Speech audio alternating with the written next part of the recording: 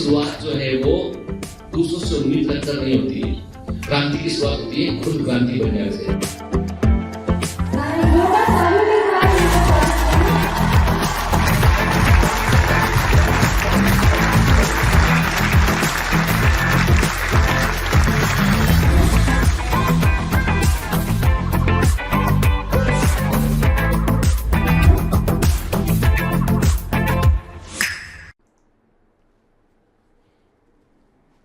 Hello commandos, welcome to biometrics classes online. I am doctor Jitendra Singh और हम पढ़ रहे हैं molecular basis of inheritance.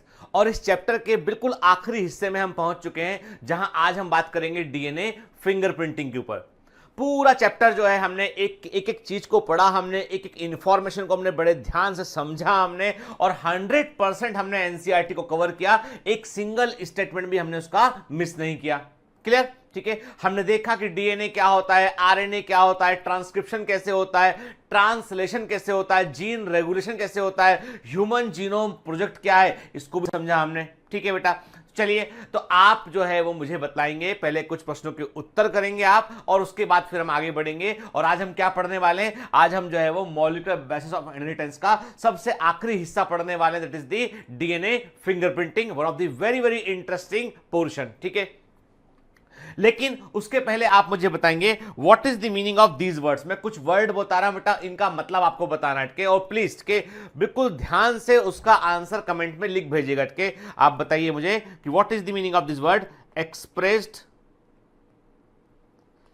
Sequence tags, ये क्या होते हैं? ठीक है, एक्सप्रेस सीक्वेंस टैग वर्ड का मतलब क्या है? दूसरा आप बताएंगे what is the meaning of this word sequence annotation. ठीक है, एक्सप्रेस्ड सीक्वेंस टेक्स्ट क्या होते हैं और सीक्वेंस एनोटेशन क्या होता है, आप मुझे ये बतलाएंगे। क्या बताएंगे बेटा? आपको बताना है कि सीक्वेंस एक्सप्रेस्ड सीक्वेंस टेक क्या होते हैं और सीक्वेंस जो है वो एनोटेशन का मतलब क्या है। ठीक है, क्लियर? इसके अलावा आपको बतलाना है कि ह्यूमंस के अंदर सबसे अधिक जीन किस क्रोमोसोम होते हैं? In which chromosome highest number of genes are present in human being. Human beings में किस क्रोमोसोम में सबसे अधिक जो है वो जीन पाए जाते हैं, और which is the largest gene, उस लार्जेस्ट जीन का आपको नाम बतलाना है कि सबसे बड़े जीन का नाम क्या है ह्यूमन बॉडी के अंदर। क्लियर? ठीक है, चलिए तो हमारी कहानी के हम अगले पड़ाव में, आखिरी पड़ाव में पहुंच चुके हैं। और याद रखिए, मैंने पहले भी कहा था कि हम जो है वो सबसे कॉम्प्लिकेटेड चैप्टर को पढ़े हैं, और बिल्कुल स्टोरी के पॉइंट ऑफ व्यू से हमने कई सारी कहानियां सुनी। हमने यहां पर जो है बंटी को लेकर आया, यहां पर सोनू को लेकर आया, यहां पर मोनू को भी लेकर आए। हमने जो है वो गुरु के बारे में बात की, शिष्य के बारे में बात की, हमने डीएनए का रेप्लिकेशन देखा, हमने कई सारी कहानियां बीच बीच में आती चली गई जो हमें कॉन्सेप्ट बतलाती हुई आगे बढ़ी। ठीक है, आज हम जो है वो डीएनए के स्ट्रक्चर से लेकर डीएनए के रेप्लिकेशन हर चीज को अच्छे से हम जानते हैं। कि अब हमें क्या देखना है? हमें देखना यह है कि जो हमारे पास नॉलेज है उसका क्या हम इस्तेमाल और कर सकते हैं। तो एक तो हमने देखा कि मानव जीनोम परियोजना का मतलब यह था, उद्देश्य यह था कि हम ह्यूमंस के जीन को जान ले, और उसके बाद हम जीन के लेवल पर मैनिपुलेशन कर सके, जेनेटिक डिजीज का हम इलाज कर सके, और समाज में जो भेदभाव है, जो गोरे कालों को रेशियल डिस्क्रिमिनेशन है, उसको हम दूर कर सके, पता लगा सके हम की सच्चाई क्या है। कि और हमको क्या मिला? हमको बड़ा आउटस्टैंडिंग रिजल्ट मिला। हमें मालूम चला कि 99.9% जीनोम जो है सभी ह्यूमन बींग्स का एक समान है। 99.9% जीनोम सभी ह्यूमन बींग्स का एक समान है। मतलब जो डिफरेंसेस हैं वो केवल और केवल 0.1% डीएनए में, केवल 0.1% डीएनए में डिफरेंस है, अदरवाइज डीएनए जो है वो एक समान ही है वो तो। ठीक है, और हम क्या देखते हैं? जो देखो, अब एक बात बता दो कि क्या होता है बेटा कि जो 0.1% डीएनए है ना, वो भी एक सिग्निफिकेंट अमाउंट है के, और उसमें भी जो अंतर है वो बेसिकली जीन के लेवल पर उतना बड़ा अंतर नहीं, इतना का अंतर जो है वो है जंक डीएनए में। मैंने आपसे कहा था कोई भी डीएनए ऑर्गेनिज्म में, जैसे हम ह्यूमन बींग्स की बात करते हैं, तो हमारे पास जो डीएनए है उसका 99% डीएनए जंक डीएनए, केवल 1% डीएनए ऐसा है जिसमें एक्चुअली में जीन प्रेजेंट है जो काम का सिग्निफिकेंट है। के 99% डीएनए जंक डीएनए, उसमें कई बार रिप्रोडक्टिव सीक्वेंस को उसके अंदर दोहराया गया होता है। ठीक है, तो पिछली क्लास में हमने क्या देखा था? हमने देखा था कि भाई देखो, जो भी आप डिस्क्रिमिनेशन रेशियल लेवल पे करते हैं वो सब इनसिग्निफिकेंट है।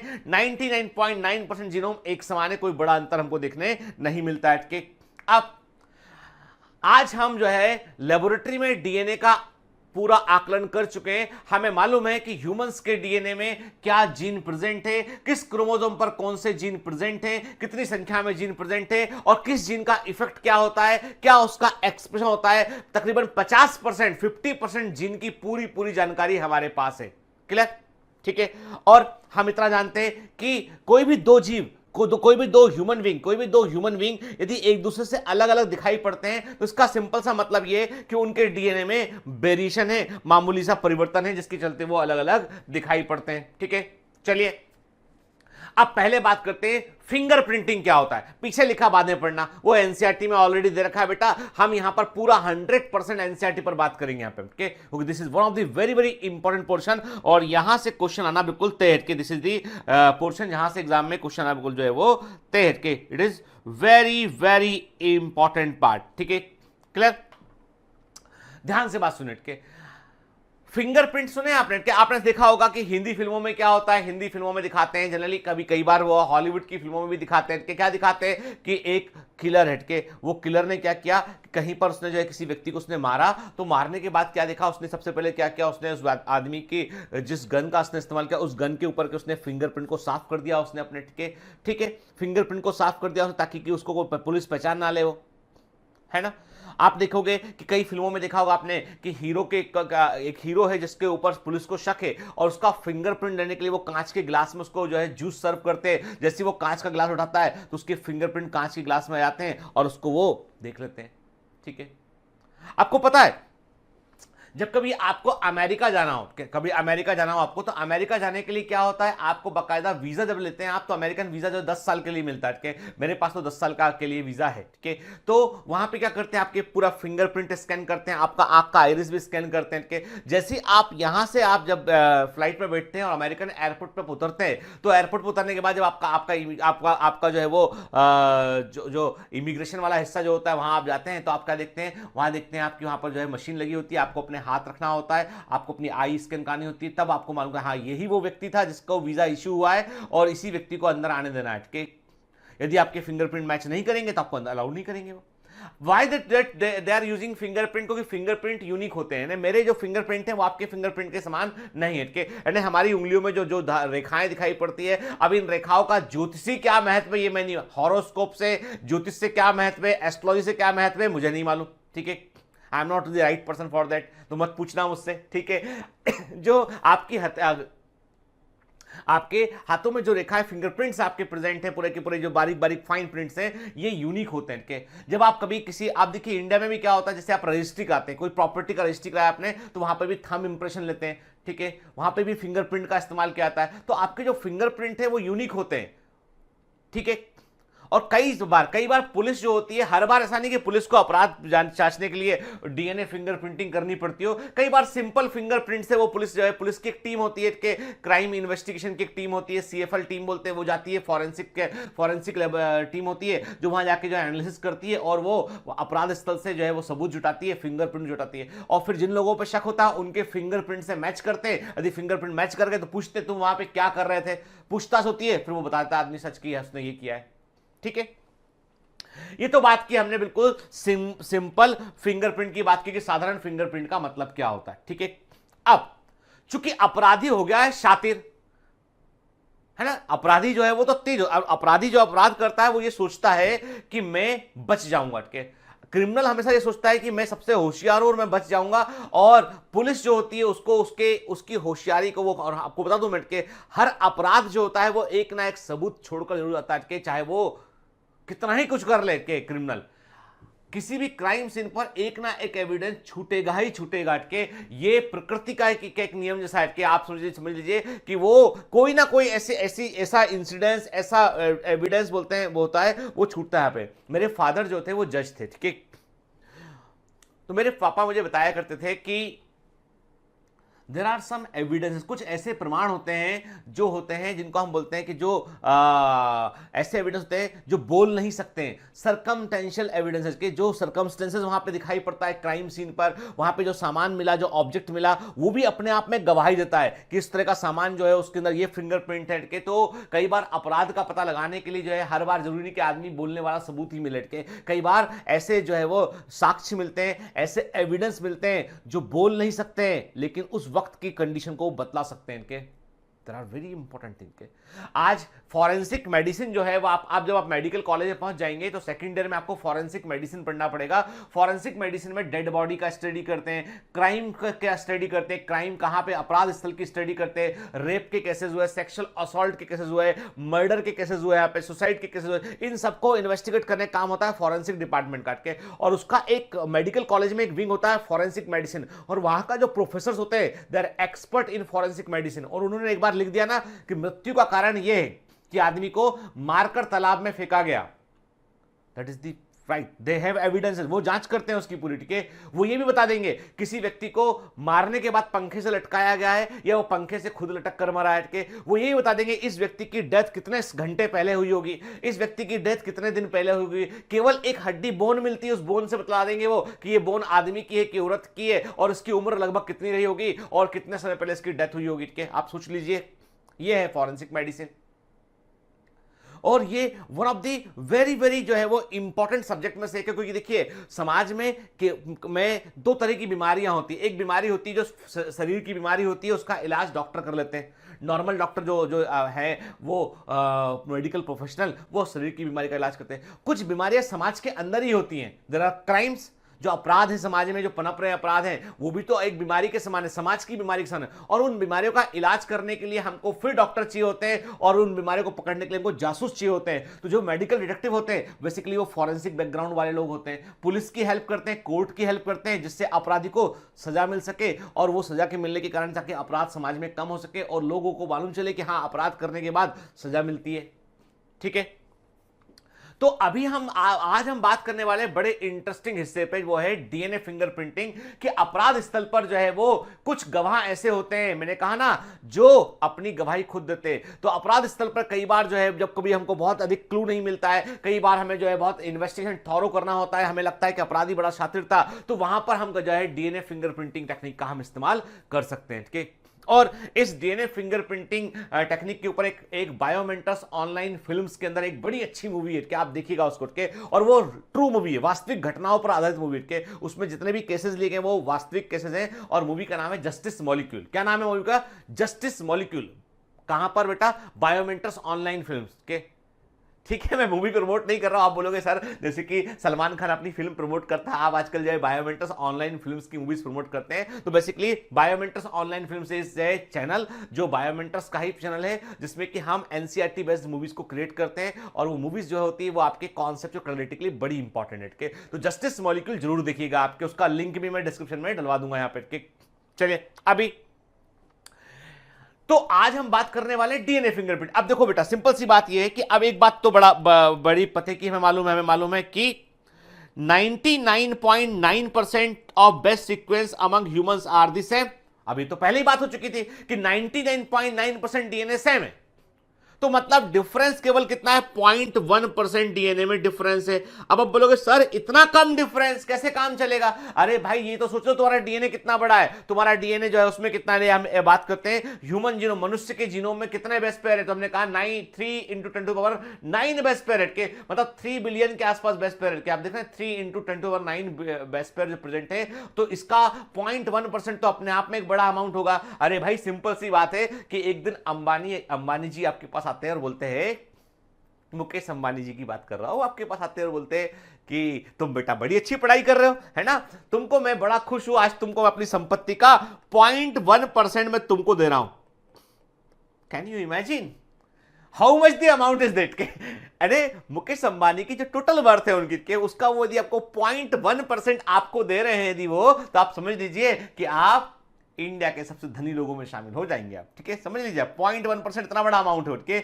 और मैं कहता हूं कि भैया देखो ऐसा है, तुम बड़ी मेहनत कर रहे हो बेटा, और मेरे पास जो है वो 1000 रुपीज है और मैं तुमको अपनी संपत्ति का 0.1% देता हूं। आप बोलोगे अच्छा ठीक है, मतलब ये है कि आप 1,000 रुपए का भी 0.1% हमको देंगे, रख लीजिए सर अपने पास, हमें नहीं चाहिए 0.1% आपका, मतलब मेरे 0.1% की वैल्यू नहीं है और मुकेश अंबानी के 0.1% के लिए एकदम तैयार कि हाँ सर हम तो लेने तैयार है, ठीक है। इट मींस कि फिगर कितना बड़ा है उसके उस पर डिपेंड। तो मतलब यह हुआ कि आपका जो डीएनए है वो 3.10⁻⁹ बेस पेयर जो है वो प्रेजेंट है आपके ह्यूमन जीनोम के अंदर। तो आप समझ लीजिए एक हैप्लॉइड जीनोम का इतना बेस पेयर प्रेजेंट है तो उसका 0.1%, it means a very significant amount, बड़ा सिग्निफिकेंट अमाउंट हो गया। और सबसे इंटरेस्टिंग बात है कि इस सिग्निफिकेंट अमाउंट जो 0.1% उसमें से अधिकांश सीक्वेंस कैसे होते हैं, वो रिपीटेटिव डीएनए के सीक्वेंस होते हैं जो बार बार दोहराए गए क्रम होते हैं, ठीक है। क्या लिखा, assuming human genome has 3 × 10⁹ base pair in how many base sequence would there be differences। तो आप समझ लीजिए कि इसका 0.1% जो है इट्स अ बिग फिगर के it is this differences in sequence of DNA which make every individual unique in their phenotypic appearance के। तो याद रखिएगा मतलब यह है कि 3 × 10⁹ बेस पेयर जो एक जीनोम के अंदर प्रेजेंट है उसका जो 0.1% का जो डिफरेंस है वो आपको यूनिक बनाए हुए, यानी हम सब जो अलग अलग दिखाई पड़ रहे हैं वो केवल 0.1% डीएनए के कारण है, यानी वो जो 0.1% डीएनए है that is responsible for the entire differences among the human being. है ना इंटरेस्टिंग बात, क्लियर, ठीक। If 1m to find out genetic differences between two individuals. अब देखो आपने कहा कि भैया ऐसा है कि डॉक्टर गीतेंद्र में और इनमें, ठीक है, कोई दूसरे व्यक्ति है, उनमें क्या डिफरेंस है, चलो पता लगाते हैं डीएनए के लेवल पर के, सर के डीएनए में कितने सारे पागलपन के जीन भरे हुए हैं, पता लगाते चलो उठ के। तो आपने जब जो है वो पता लगाने की कोशिश की आपने, तो आप क्या है एवरी टाइम यू आपको, यदि आप मेरा जीनोम लेंगे फिर से एक एक जीन क्रोमोसोम को आप देखेंगे, पूरा एक एक स्टडी करेंगे, तो you will take the same time जो ह्यूमन जीनोम प्रोजेक्ट में टाइम लगा, जो टाइम ह्यूमन जीनोम प्रोजेक्ट में लगा वही टाइम आपको दोबारा इन्वेस्ट करना पड़ेगा। कैसे? अरे भाई सिंपल सी बात है, वहां भी तो आप पूरा सीक्वेंस पढ़ रहे थे, तो आप बोलोगे सर तो बड़ा मुश्किल काम हो गया, यानी आप बोल रहे हो फिर से 13 साल, इतना सारा पैसा, इतनी सारी कंट्री, नहीं, दोबारा इतना नहीं करेंगे एफर्ट हम के। मतलब यह हुआ कि एक बार हमने ह्यूमन के डीएनए को पूरा का पूरा समझ लिया और उसका डेटाबेस हमने तैयार कर लिया। अब सबसे इंपॉर्टेंट बात यह है कि हम पूरा, यानी 2 इंसानों के हम डीएनए को पूरा रीड करना शुरू करेंगे, तो it's a very time consuming process and also economically बड़ी खर्चीली प्रक्रिया है। तो ये तो करना कहीं से भी वाजिब नहीं है। अब क्या करें, अब कैसे पता लगाएं कि दो लोगों में किस लेवल पर डिफरेंस है, चलो उस पर भी बात करते हैं। पहले हम देखते हैं if 1m to find out genetic differences between two individuals or among individuals of a population, sequencing the DNA every time would be a daunting and expensive task। मैंने कहा ना, मतलब हर बार पूरा डीएनए का सीक्वेंस तैयार करना जो है एक महंगी प्रक्रिया है, एक टाइम कंज्यूमिंग प्रक्रिया है, और इतना मेहनत दोबारा कौन करेगा बार बार, है ना, ठीक है। फिर imagine trying to compare two set of, अब आपसे कहा कि भैया चलो तुम दो सेट, मेरा एक सेट और उनका पूरा एक सेट कंपेयर कर लो, तो again there is a very problematic चीज कि आपसे बोला कि पूरा का पूरा जो डॉक्टर गीतेंद्र के पास 3 × 10⁶ जो आपका जो 6 नहीं 9 होना चाहिए, तो जो बेस्ट पेयर है आपके उनको आप कंपेयर कर लें आप इसको, तो ये जो बेस्ट पेयर आप कंपेयर करेंगे, तो ये जो बेस्ट पेयर कंपेरिजन जो है इट इज मतलब बहुत समय का कम खर्च करना। तो क्या करें, क्या ऐसा, अब आपसे बोला कि भैया एक क्राइम सीन था, वहां से बोला कि इसका भैया डीएनए मैच करना है, आपने बोला सर इसका, पुलिस से बोला आपने कि देखो मैं फॉरेंसिक का डॉक्टर हूं, इसका डीएनए क्राइम सीन से मैच कर दूंगा, लेकिन मेरे को 13 वर्ष का वक्त लगेगा और 600 बिलियन दे दो मेरे को। आज जो भी आंकड़ा था यार देख लेना उसको, जो बताया था पिछली क्लास में, ठीक है, मतलब करोड़ों अरबों रुपया की बात कर दी, पुलिस बोलेगी हम ऐसे ही पकड़ लेंगे इसको, ठीक है ना, हम तो इंडिया में कैसे भी किसी को कभी भी पकड़ सकते हैं, इसलिए तुम टेंशन मत लो। तो बात इतनी सी है कि बाकी सिंपल सी बात है कि अब क्या करें। तो इसलिए वैज्ञानिकों ने जो है वो बड़ा अच्छा तरीका खोजा और उसकी खोज की थी एलेक्स ज़ेफरी ने। किसने? एलेक्स ज़ेफरी के। DNA fingerprinting is a very quick way to compare the DNA sequence of any two individual के, किन्हीं भी दो लोगों को पकड़ने के, किन्हीं भी दो लोगों को यदि हम बात करें कंपेयर करें, किन्हीं भी दो लोगों को कंपेयर करने के लिए सबसे अच्छी मेथड, या किन्हीं भी दो लोगों के डीएनए को कंपेयर करने के लिए सबसे अच्छी मेथड है वो है डीएनए फिंगरप्रिंटिंग के। अब यहां पे बड़ी यूनिक बात है। तो मतलब यह है कि DNA fingerprinting is the fastest method के जिसमें कि हम दो लोगों के डीएनए को सीक्वेंस को हम कंपेयर कर पाते हैं के। और इसका जो संबंध है वो बेसिकली एक एक जीन को पढ़ने से नहीं है। यहां पर हम एक एक जीन को नहीं पढ़ते हैं, यहां पर हम डीएनए के यूनिक सीक्वेंसेस को, जो रिपीटेटिव सीक्वेंस है, उनको हम मैच करते हैं। क्लियर? अब देखो हमें मालूम है कि हर व्यक्ति जो यूनिक है और उसमें 0.1% डीएनए का है डिफरेंस है उसके अंदर के, और यहां पर अधिकांश सीक्वेंस ऐसे जो दोहराए गए सीक्वेंस है, रिपीटेटिव डीएनए वाले सीक्वेंस है यहां पे। ठीक है, क्लियर? अब देखिए, अब मैं आपसे बड़ा सिंपल सा, और इसका उत्तर सिर्फ आप देंगे, इसका उत्तर सिर्फ आप देंगे। ठीक, आप देख रहे हैं, आपके सामने दिखाई पड़ रहा है एक क्राइम सीन है। ठीक है, एक क्राइम सीन है, उस क्राइम सीन पर हमको एक डीएनए, हमें एक जो है वो डीएनए मिला। अब आप बोलोगे क्राइम सीन पर डीएनए कैसे मिलेगा? क्या अपराधी जो क्राइम करने वाला अपराधी बोलेगा कि थोड़ा डीएनए निकालता हूं, डाल के चले जाता हूं? नहीं ना, कैसे मिलेगा? देखो, जहां कहीं भी क्राइम सीन होता है, अपराध स्थल होता है, वहां पे दो तीन चीजें बड़ी इंपॉर्टेंट होती है। यदि सेक्सुअल क्राइम है तो वहां पर क्या मिलेगा? वहां पे सिक्रीशंस मिलेंगे, जैसे कि वहां पे स्पर्म सीमेन मिल सकता है। ठीक है, सलाइवा मिल सकता है। तो जो कई बार क्या होता है कि जो है वो ड्यूरिंग असॉल्ट कि जब एक व्यक्ति पर अपराध घटित होता है तो वो अपनी जान बचाने की कोशिश करता है, तो वो अपने नाखूनों का, बट नेचुरल सी है, वो अपने नाखूनों का यूज करता है। तो उसके नेल के अंदर, जिससे उसने नाखूनों का यूज किया सामने वाले की स्किन पे, तो उसके नेल के अंदर जो है वो स्किन के पैच आते हैं। ठीक है, अपराधी के बाल पकड़ता है वो, तो उसके बालों का कुछ एक या दो बाल का भी रूट समेत जो है हेयर निकल के आते हैं। अपराधी यदि सिगरेट पीता है तो सिगरेट का जो पिछला हिस्सा होता है वहां पे सलाइवा लगा होता है, वो जो है वो सिगरेट का कश लिया, उसने फेंक दिया उसको, उसने वो मिलेगा उसको। च्युइंगम खाता है, च्युइंगम मिल जाएगा। मतलब there are plentiful of possibilities. यानी कोई व्यक्ति कहीं पर आएगा, कुछ भी वो एक्टिविटी में इन्वॉल्व है उठ के, तो वहां पर कुछ ना कुछ जो है अपराध के दौरान, क्योंकि देखिए ऐसा तो है नहीं कि अपराधी जो अपराध कर देगा और सामने वाला आदमी अपनी जान बचाने की कोशिश भी नहीं करेगा। तो जाहिर सी बात है कि उस दौरान कोई ना कोई तरह का जो है वो एक कन्फ्लिक्ट हुआ होता है, और वहां पर अपराध स्थल पे हमें जो है वो बड़े ध्यान से एनालिसिस करने पर हमें कुछ ना कुछ ऐसा मिलता है जो विक्टिम जो है, जो अब जिसके ऊपर अपराध घट चुका है, जो जिसके साथ में अपराध घटा है, उसको छोड़कर कुछ एडिशनल हमको, उसके डीएनए को छोड़कर कुछ एडिशनल हमको चीज मिलेगी। जैसे फॉर एग्जांपल कहीं पर खून का ब्लड का एक ड्रॉप मिला है, हम उस ड्रॉप का एनालिसिस करते हैं। दो पॉसिबिलिटी, या तो वो ड्रॉप उसी व्यक्ति का हो जिस व्यक्ति को मार दिया गया, या वो ब्लड का ड्रॉप उस व्यक्ति का भी हो सकता है जो एक्यूज है, जिसके ऊपर शक है हमको उठ के। मतलब कहीं ना कहीं जो है कुछ ना कुछ ऐसा जरूर मिलता है, और पुलिस को मिलता है और ये एक डिवाइन जस्टिस है, मिलता है पुलिस को हमेशा के।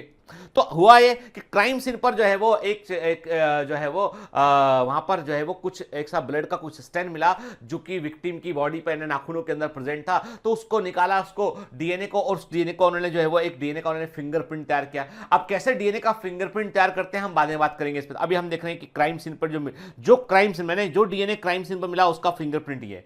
अब पूछताछ की गई मोहल्ले पड़ोस वाले लोगों से, पूछा गया भैया कौन कौन आता था इस घर में, कौन कौन मिलने आता था। उन्होंने बताया, फिर वॉचमैन ने बताया कि इतने इतने बजे इतने इतने लोग मिलने आते थे। ठीक है, पुलिस ने पूछताछ किया, देखा लोग कहां पे हैं, जो लोग मिलने आते थे वो लोग क्योंकि पोजीशन का है, क्या काम कर पे गए हैं या गायब है कुछ दिन के। तो उनको 3 लोगों पे शक हुआ के, एक suspect number 1, suspect number 2 and suspect number 3।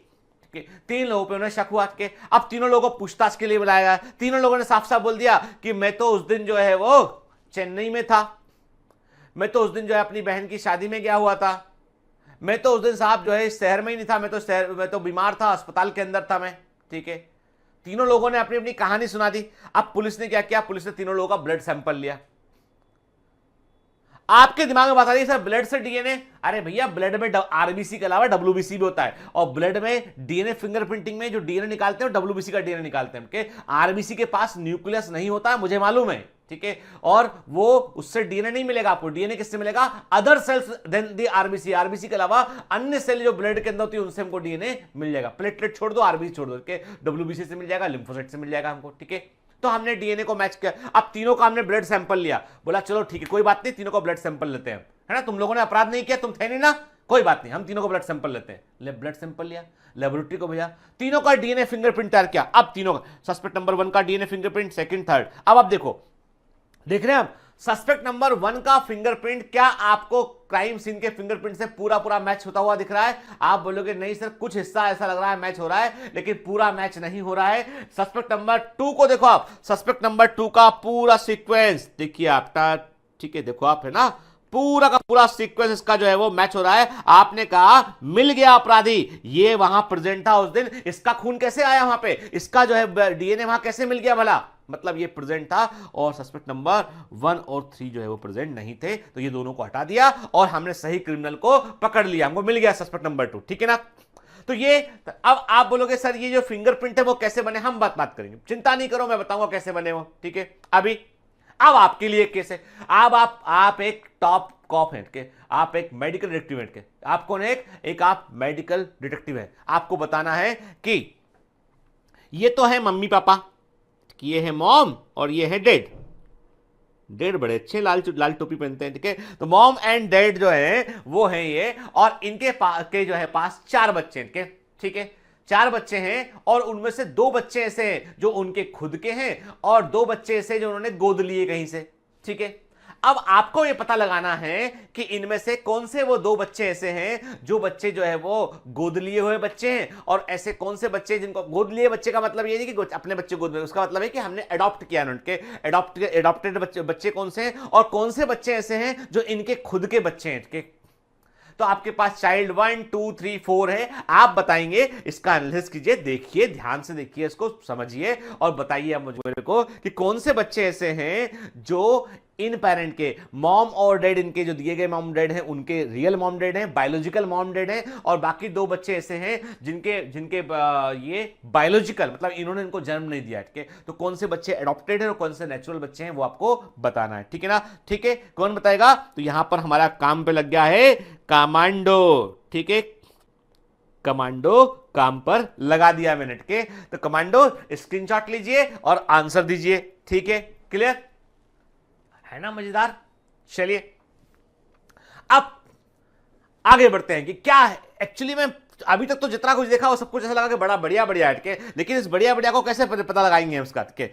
DNA fingerprinting involves identifying differences in some specific regions in the DNA sequence called the repetitive DNA. Number 1 के पहला सबसे इंपॉर्टेंट पॉइंट यह है कि भैया हम ऐसा है कि पूरा पूरा जीन तो नहीं पढ़ सकते हैं, लेकिन हम कुछ स्पेसिफिक डीएनए सीक्वेंस है उनको हम मैच कर सकते हैं, उनका हम पता लगा सकते हैं, ठीक है। तो इसके लिए हम डीएनए फिंगरप्रिंटिंग के लिए हम क्या करते हैं, हम पूरा पूरा डीएनए एक सीक्वेंस से नहीं पढ़ते हैं, केवल सब कुछ स्पेसिफिक रीजन जो होते हैं, कुछ विशेष क्षेत्र होते हैं, उनके डीएनए सीक्वेंस को हम मैच करते हैं और इन डीएनए को हम रिपीटेटिव डीएनए कहते हैं। और याद रखिएगा इन डीएनए की खास बात क्या होती है, इनमें शॉर्ट स्ट्रेच ऑफ डीएनए को बार बार दोहराया गया होता है, एक कोई पर्टिकुलर सीक्वेंस जैसे मैंने कहा ATTTA, इसको बार बार दोहराया गया होगा, तो ये एक व्यक्ति की यूनिक कैरेक्टर हो गया कि एक पर्टिकुलर सीक्वेंस बार बार उसमें दोहराया गया है, तो हम ऐसे सीक्वेंस को पहचानते हैं।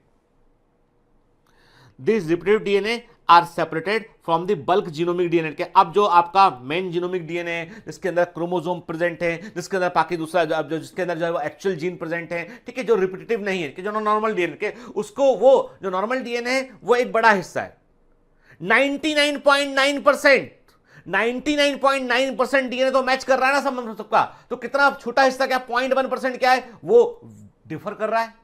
तो हमने क्या कहा, हमने जो है वो डेंसिटी ग्रेडियंट सेंट्रीफ्यूगेशन टेक्निक का यूज किया। डेंसिटी ग्रेडियंट सेंट्रीफ्यूगेशन टेक्निक में क्या होता है, हमने डेंसिटी के अकॉर्डिंग डीएनए को अलग अलग कर लिया। जब हमने डीएनए को जो है वो अलग अलग किया तो हमको रिपीटेटिव डीएनए और बल्क जीनोमिक डीएनए को हम अलग अलग कर पाए। हमने देखा कि बल्क डीएनए जो है वो एक मेजर पीक में आता है, मतलब वो आपको आप उसका चूंकि डीएनए का बड़ा हिस्सा जो है वो एक समान है, तो वो आपको अधिक हाई पीक पर मिलेगा आपको जब आप उसको मेजर करेंगे, और जो लो पीक स्मॉल पीक पर जो मिलेगा वो सैटेलाइट डीएनए होगा जो कि रिपीटेटिव डीएनए होगा, ठीक है। तो 99.9% या बल्क ऑफ डीएनए जो होगा आपका वो मेजर पीक बनाएगा। अब मेजर पीक का मतलब क्या हुआ, एक्चुअली बेटा हम जब इसको जब हम डीएनए के इन पीस को पहचानते हैं ना, तो हम डिफरेंट कलर के हम फ्लोरोसेंट स्टेन का इस्तेमाल करते हैं, ठीक है।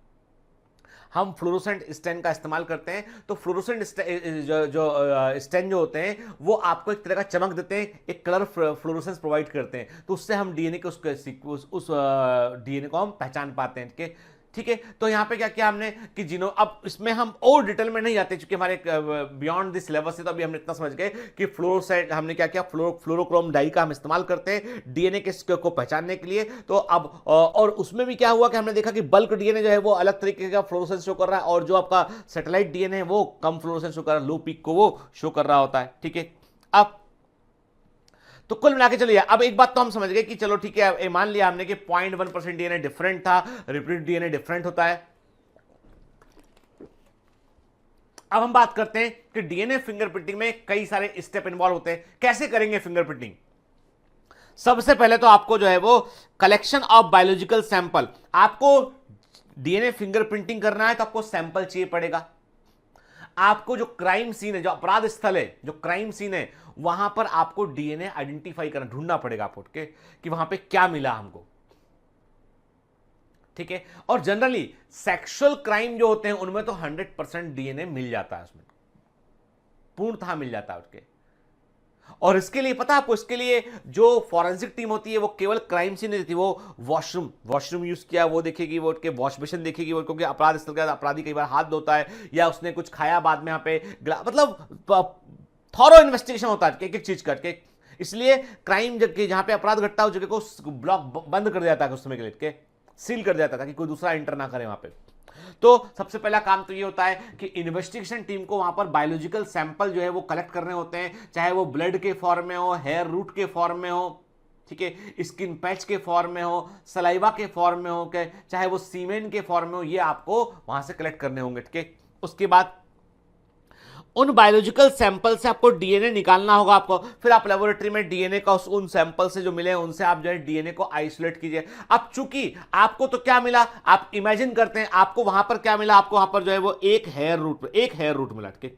सोचिए, एक बाल मिला, एक हेयर मिला आपको, उसका रूट मिला, बाकी जो प्लग किया जाता है, खींचा जाता है तो वो रूट समेत निकल आते हैं हेड के। तो एक आपको हेयर मिला, एक रूट मिला, उस एक रूट से आपने डीएनए निकाला, वो तो बहुत मामूली अमाउंट डीएनए का था। यदि उसको हमें उससे हमको डीएनए फिंगरप्रिंट्स तैयार कर रहे हैं, हमको बकायदा एक जो है वो फोटोग्राफिक प्लेट तैयार करनी है हमको, ताकि हम कोर्ट में एविडेंस दे सके हमके, और तो उस डीएनए का हमें स्टडी करना है, उसको हमें संभावित अपराधियों से मैच करना है। तो क्या करेंगे, सबसे पहला काम कि वो जो डीएनए मिला ना अपराध स्थल पर, बड़ा यूनिक डीएनए, बड़ा इंपॉर्टेंट डीएनए, यदि वो खो गया तो दोबारा तो मुश्किल हो जाएगी बात। तो सबसे पहले साइंटिस्ट क्या करते हैं, बायोलॉजिकल सैंपल से डीएनए को निकाला और उस डीएनए को वो मल्टीप्लाई करते हैं, उसे मैग्नीफाई करते हैं, मतलब सिमिलर उसको मल्टीप्लाई करते हैं तो सिमिलर कई सारे डीएनए बन जाते हैं। और उसके लिए पॉलीमरेज चेन रिएक्शन का इस्तेमाल करते हैं। किसका यूज करते हैं उसके लिए? पीसीआर यूज करते हैं। पीसीआर मतलब पॉलीमरेज चेन रिएक्शन, मतलब डीएनए पॉलीमरेज एंजाइम का इस्तेमाल करते हैं यहां पे। और याद रखिए यहां पर जो डीएनए पॉलीमरेज एंजाइम होता है, जो पीसीआर रिएक्शन में, पॉलीमरेज चेन रिएक्शन में जो डीएनए पॉलीमरेज एंजाइम होता है वो बड़ा यूनिक होता है, उसे बोलते हैं टेक पॉलीमरेज, उसे बोलते हैं टेक पॉलीमरेज। जब मैं आपको बायोटेक्नोलॉजी पढ़ाऊंगा ना तब डिटेल में पढ़ाऊंगा, अभी नोट कर लीजिए, इसे बोलते हैं हम टेक पॉलीमरेज कहते हैं। तो टेक पॉलीमरेज जो होता है ये हाई टेम्परेचर पर भी रेप्लिकेशन कर सकता है। तो क्या होता है कि डीएनए को हमने क्या किया, डीएनए को हमने पीसीआर मशीन में डाला। पीसीआर मशीन को हम बोलते हैं पॉलीमरेज चेन रिएक्शन मशीन कहते हैं, जहां पर टेक पॉलीमरेज जो होता है वो जो आपके पास सैंपल मिला था डीएनए का, उसका वो मैग्निफिकेशन करता है, एम्प्लीफिकेशन करता है और कई सारी कॉपी उसकी वो तैयार कर देता है। ठीक है, ये काम हो गया। मतलब हमें अपराध स्थल पर हमने स्टडी किया, हमको वहां से डीएनए मिल गया और उस डीएनए को हमने क्या किया, उस डीएनए को हमने जो है वो आइसोलेट किया, फिर उसको हमने एम्प्लीफाइड कर दिया। अब हमारे पास सफिशिएंट क्वांटिटी में डीएनए प्रेजेंट है। अब क्या करेंगे, अगला स्टेप ये है कि हम करेंगे क्या, हम करेंगे कि हम इस डीएनए को जो है वो कई सारे फ्रेगमेंट में तोड़ देंगे। इस डीएनए पर हम एक पर्टिकुलर टाइप का हम रेस्ट्रिक्शन एंडोन्यूक्लियस एंजाइम इस्तेमाल करेंगे जो इस डीएनए को फ्रेगमेंट्स में काट देगा। हमने क्या किया, हमने रेस्ट्रिक्शन एंडोन्यूक्लियस। अब आप बोलोगे, आपको बता दूं कि ये भी बड़ी इंपॉर्टेंट चीज है कि आपने रेस्ट्रिक्शन एंडोन्यूक्लियस का इस्तेमाल किया, आपने एक पर्टिकुलर टाइप के रेस्ट्रिक्शन एंडोन्यूक्लियस का आपने इस्तेमाल किया और उसने इस डीएनए को कई सारे फ्रेगमेंट में काट दिया। ठीक है, कट गया। कटने के बाद आपने इन फ्रेगमेंट्स को उनके भार के अकॉर्डिंग आपने उनको अरेंज किया, तो उसके लिए आपने जेल इलेक्ट्रोफोरेसिस का इस्तेमाल किया आपने। अगेन हम पढ़ेंगे बेटा आगे, जब हम आगे बढ़ेंगे ना बायोटेक्नोलॉजी में, तब हम पढ़ेंगे पॉलीएक्राइलामाइड जेल इलेक्ट्रोफोरेसिस क्या होता है। ठीक है, तो अब इतना समझ लीजिए आप कि विद्युत क्षेत्र को लगा के इलेक्ट्रिक करंट लगाते हैं हम और उसके अकॉर्डिंग डीएनए को हम मूव कराते हैं इनके। तो डीएनए पर चूंकि नेगेटिव चार्ज होता है तो वो प्लस पोल की ओर मूव करता है। जितना छोटा डीएनए फ्रेगमेंट होगा उतना तेज मूव करेगा और जितना बड़ा डीएनए फ्रेगमेंट होगा उतना स्लो मूव करेगा। इसका मैं आपको एक एनिमेशन दिखा दूंगा, चिंता मत कीजिए। तो इसका मतलब ये कि इलेक्ट्रोफोरेसिस का मतलब है कि इलेक्ट्रिक करंट लगाकर डीएनए को हमने उनके भार के अकॉर्डिंग अरेंज कर लिया। सबसे हैवी डीएनए पीछे रह जाएगा और हल्का डीएनए का फ्रेगमेंट आगे रह जाएगा, ठीक है। तो ऐसे अरेंज कर लिया। तो हमने क्या किया कि हमने फ्रेगमेंट को अरेंज किया। फिर इन फ्रेगमेंट को हमने जो है वो, अब चूंकि जेल, ये सारा काम कहां हो रहा है, ये पॉलीएक्रिलामाइड जेल के अंदर हो रहा है, जेल के अंदर हो रहा है काम के। एगेरो जेल भी इस्तेमाल करते हैं डीएनए के लिए, हम पॉलीएक्रिलामाइड जेल भी यूज करते हैं। तो हमने क्या किया, हमने जेल के अंदर ये काम हो रहा है। अब उस जेल के ऊपर हमने एक नाइट्रोसेलुलोज का पेपर लगा दिया हमने, ठीक है। नाइट्रोसेलुलोज का पेपर जो होता है वो एक बड़ा अच्छा काम करता है। वो नाइट्रोसेलुलोज का पेपर क्या करता है, डीएनए जो जेल के अंदर प्रेजेंट डीएनए है ना उसको अपनी ओर अट्रैक्ट कर लेता है, वो उसके ऊपर चलाता है। अब नाइट्रोसेलुलोज के पेपर पर डीएनए के फ्रेगमेंट आ चुके हैं। मतलब आपने जो इलेक्ट्रो जेल के अंदर आपने डीएनए को अपने सीक्वेंस अपने लेंथ के अकॉर्डिंग, छोटा डीएनए आगे था, बड़ा डीएनए पीछे था, के वो आपने अरेंज किया था इलेक्ट्रिक करंट के इन्फ्लुएंस में। और उसके बाद आपने क्या किया कि जब वो रुक गया, पूरा प्रोसेस रोक दिया आपने कि हाँ भाई अभी अरेंज हो गए हैं, तो आपने एक नाइट्रोसेलुलोज का पेपर लिया, आपने जेल के ऊपर टच किया। जैसे टच करेंगे तो वो ट्रांसफर हो जाएगा, वो डीएनए सीट पे आ गया। क्लियर।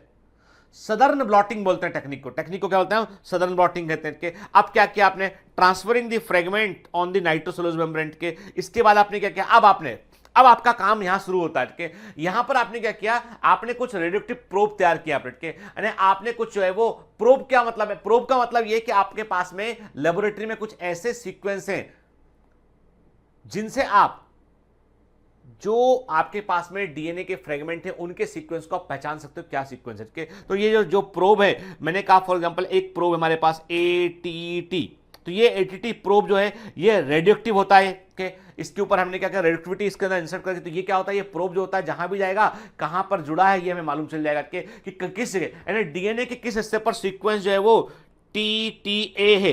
देखो जब ये सीक्वेंस होगा तो ये एटीटी यहां के जुड़ेगा, इस पर जुड़ेगा ना, ठीक है। तो इसका मतलब ये कि ये अपना कॉम्प्लीमेंट्री सीक्वेंस जाके वहां जुड़ जाएगा। मान लो आपने क्या किया, आपने एक रेडियोएक्टिव प्रोब यूज किया, जी मान लो यूज किया आपने, ठीक है, जीजीसी। तो ये क्या यहां जाके जुड़ेगा, वो जाके यहां नहीं जुड़ेगा। मतलब ये प्रोब नहीं जुड़ पा रहा है, तो मतलब नाइट्रोसेलुलोज की शीट पर ये हिस्सा जब जो जुड़ नहीं पाएगा वो शीट का हिस्सा नहीं बनेगा। तो जुड़ जाएगा वो शीट का हिस्सा बन जाएगा, शीट के अंदर रह जाएगा वो प्रेजेंट के। भाई जिसने हाइड्रोजन बॉन्डिंग कर लिया है, अपने फ्रेगमेंटेड डीएनए से जुड़ गया जो आके, तो वो वहां पे रह जाएगा के प्रोब। बाकी दूसरा जो नहीं जुड़ेगा, प्रोब नहीं जुड़ पाएगा वहां पे के। तो इसका मतलब ये हुआ कि आपने एक पर्टिकुलर टाइप के प्रोब का यूज किया आपने, और ये जो रेडियोएक्टिव प्रोब था इसने अपने कॉम्प्लीमेंट्री सीक्वेंस को पहचान लिया, ठीक है। तो इसको क्या बोला, इस मेथड को हमने बोला हाइब्रिडाइजेशन, बोला hybridizing specific sequence by using radioactive probe, ठीक है। फिर मेम्ब्रेन को हमने जो है वो वास्तव में जहां पर जो एक्स्ट्रा प्रोब थे जो नहीं जुड़ पाए थे, जो उनको हमने, और जिन डीएनए पर नहीं जुड़ पाए उन्हें उसको हटाने के लिए हमने शीट को जो है वो क्या किया, हमने शीट को जो है वो नाइट्रोसेलुलोज शीट को हमने वॉश किया। देन उसके बाद अब शीट पर केवल वो हिस्से रह जाएंगे जहां पर रेडियोएक्टिव डीएनए शीट से जुड़ चुका है, जहां पर रेडियोएक्टिव डीएनए ने अपना कोई सीक्वेंस पहचान लिया, वो हिस्से रह जाएंगे। अब इसका हम एक्सरे लेंगे, और जैसे आप एक्सरे लोगे ना तो आपको जो है काली काली लाइनें, लकीरें जो है पे एक्सरे के अंदर दिखाई पड़ेंगी। आपको साफ साफ जो है लकीरें दिखाई पड़ेंगी एक्सरे के अंदर, और जिन लकीरों से मालूम चल जाएगा कि ये डीएनए फिंगरप्रिंट है, ठीक है। देखिए, The X-ray plate will remain as permanent genetic fingerprint on the person. Such fingerprint are inherited. 50% जो है मदर की तरफ से आते हैं फिंगरप्रिंट, 50% फादर की तरफ से आते हैं। एंड जब भी फिंगरप्रिंट होंगे उस वो किसी भी बच्चे में जो फिंगरप्रिंट होगा वो माता और पिता के से 50-50% होगा, क्योंकि जो है एक सेट मदर से आया, एक सेट फादर से आया होता है, क्लियर। तो इसका मतलब ये कि हम डीएनए फिंगरप्रिंटिंग की हेल्प से हम माता पिता का पता लगा सकते हैं। मतलब हम पता लगा सकते हैं कि इस व्यक्ति की मदर कौन है और फादर कौन है। तो कई बार क्या होता है, देखो मदर के लिए तो कोई डाउट नहीं है, मदर तो जो है वो प्रूवन है, ठीक है। लेकिन फादर के लिए पता लगाने के लिए कई बार डीएनए फिंगरप्रिंटिंग का एक बड़ा इस्तेमाल होता है पैटर्निटी टेस्ट में। ठीक है। एक बड़े फेमस पॉलिटिशियन थे एनडी तिवारी, उनके बेटे का भी इसी पता चला था कि आपको पता होगा कि गूगल करेंगे आपको मालूम चलेगा कि तो कई बार पैटर्निटी टेस्ट के लिए इसका हम इस्तेमाल करते हैं कि तो किसी ने जो है वो डोनाल्ड ट्रंप पे किसी ने जो आरोप लगाया कि मैं डोनाल्ड ट्रंप की बेटी हूं और डोनाल्ड ट्रंप ने जो है वो मेरे को बेटी मानने से मना कर दिया, तो कुछ नहीं किया, अमेरिकन एजेंसी ने डीएनए लिए जांच कराया, उन्होंने मालूम चला कि वो एकदम झूठ बोल रही लड़की के। तो पैटर्निटी टेस्ट जो है वो उसमें एक बड़ा इंपॉर्टेंट रोल प्ले करता है ये चीज, ठीक है। अब देखिए, अब बस एक बात तो हम समझ गए कि हाँ ठीक है, मान लिया हमने कि डीएनए फिंगरप्रिंट यूनिक होते हैं और कैसे, देखो अब एक बार हम इस पूरी मेथड को रिकॉल करते हैं फिर दोबारा पढ़ेंगे, अच्छे से पढ़ें, चिंता मत कीजिए, मैं बार बार दोहराऊंगा जब तक आपको समझ में ना आ जाए चीज के। मैंने क्या किया, क्राइम सीन पर जाके सबसे पहले तो मैंने वो ढूंढे, बायोलॉजिकल एविडेंस ढूंढे कि जहां से डीएनए मिल सकता है, उससे डीएनए आइसोलेट किया, डीएनए को मैंने एम्पलीफाई किया, एम्पलीफाई करने के बाद डीएनए को मैंने कई सारे फ्रेगमेंट में काट लिया, फ्रेगमेंट में काटने के बाद मैंने इलेक्ट्रोफोरेसिस किया, इलेक्ट्रोफोरेसिस करने के बाद मैंने उसको नाइट्रोसेलुलोज की शीट पर ट्रांसफर कर लिया, उसके बाद मैंने रेडियोएक्टिव प्रोब का इस्तेमाल किया और जो सीक्वेंस मुझे पहचाना था उस प्रोब की हेल्प से मैंने उन सीक्वेंस को पहचान लिया कि वो कहां-कहां प्रेजेंट है, कि वो सीक्वेंस को पहचानने के बाद मैंने क्या किया, मैंने उस शीट का एक एक्सरे ले लिया मैंने, ठीक है। तो मेरे पास एक्सरे पे वो आ गया शीट, क्योंकि जहां रेडियोएक्टिव डीएनए का हिस्सा जहां पे जो प्रेजेंट होगा वहां साफ साफ एक्सरे हमको दिखाई पड़ेगा, ठीक है। अब depending on the best composition, adenine thymine rich है, ग्वानिन साइटोसिन रिच है, लेंथ ऑफ दिस सेगमेंट, आप देखिए क्या क्या हमने क्या चीज पे गौर किया, हमने देखा कि जो डिफरेंसेस है वो क्या, किस आधार पर डिफरेंस है। हमने क्या कहा, हमने कहा कोई पर्टिकुलर दिए गए डीएनए में एडेनिन थाइमिन अधिक है या ग्वानिन साइटोसिन अधिक है, ये पता लगा सकते हैं हम। लेंथ ऑफ दिस सेगमेंट कि जो आपने सेम टाइप का, अब आपको देखो सिंपल सी बात है, आपने क्या किया, आपने एक मेथड का यूज किया, आपने एक डीएनए फिंगरप्रिंट तैयार किया, क्या मेथड यूज किया, सुनिए ध्यान के, बोर मत होना बेटा, मैं बार बार बोलूंगा एक ही चीज को। मैंने क्या किया, आपने अपराध स्थल पे गए, बायोलॉजिकल आपने स्पेसिमेन को कलेक्ट किया, डीएनए को निकाला, एम्पलीफाई किया, एम्पलीफाई करने के बाद आपने उसको रेस्टिशन एंडोन्यूक्लियस का इस्तेमाल किया, फ्रेगमेंट में कन्वर्ट कर दिया, फ्रेगमेंट का आपने इलेक्ट्रोफोरेसिस किया, नाइट्रोसेलुलोज की शीट पर ट्रांसफर कर लिया, शीट का आपने एक्सरे ले लिया, डीएनए आपने रेडियोएक्टिव प्रोब यूज किया, देन एक्सरे ले लिया आपने, इतना किया आपने। अब आपको 3 लोगों पे शक है कि ये 3 लोग अपराधी हो सकते हैं, तीनों का डीएनए लिया आपने, ठीक है, तीनों का डीएनए लिया आपने। अब आपने क्या किया, तीनों के डीएनए को अपने आइसोलेट किया, ठीक है, पर्याप्त मात्रा में यदि आपके पास डीएनए है तो एम्पलीफाई करने की जरूरत नहीं है, नहीं तो एम्पलीफाई कर लिया। उसके बाद क्या किया आपने वही रेस्टिशन एंडोन्यूक्लियस जो आपने पहले वाले सैंपल के लिए यूज किया था, जो सैंपल मिला था यहाँ पे अपराध स्थल, जहां वो जो रेस्टिशन एंडोन्यूक्लियस उसी का इस्तेमाल यहां किया, सेम फ्रेगमेंट मिलना चाहिए। तो क्या हुआ, अब वो रेस्टिशन एंडोन्यूक्लियस इसमें इस डीएनए में अपनी साइट ढूंढी, हर रेस्टिशन एंडोन्यूक्लियस अपनी पैलिंड्रोमिक सीक्वेंस को ढूंढेगा तभी तो कट लगाएगा, ठीक है। उसने ढूंढा, इसमें तीनों लोगों के डीएनए को सेम रेस्टिशन एंडोन्यूक्लियस से हमने काटा, ठीक है, फ्रेगमेंट हो गए, फ्रेगमेंट का हमने इलेक्ट्रोफोरेसिस किया, ठीक है, तीनों के अलग अलग इलेक्ट्रोफोरेसिस किए, तीनों को शीट में कन्वर्ट लिया हमने, और तीनों पे हमने सेम रेडियोएक्टिव प्रोब, जिसका इस्तेमाल हमने सैंपल वाले डीएनए के लिए किया था, हमने जो हमको अपराध स्थल से क्राइम सीन से जो डीएनए मिला था उसके लिए हमने जो मॉलिक्यूलर प्रोब या रेडियोएक्टिव प्रोब का इस्तेमाल किया था वो हमने तीनों पे अप्लाई किया। देखा हमने कि उस प्रोब ने काम किया, अपने अपने अकॉर्डिंग सीक्वेंस पहचान लिए।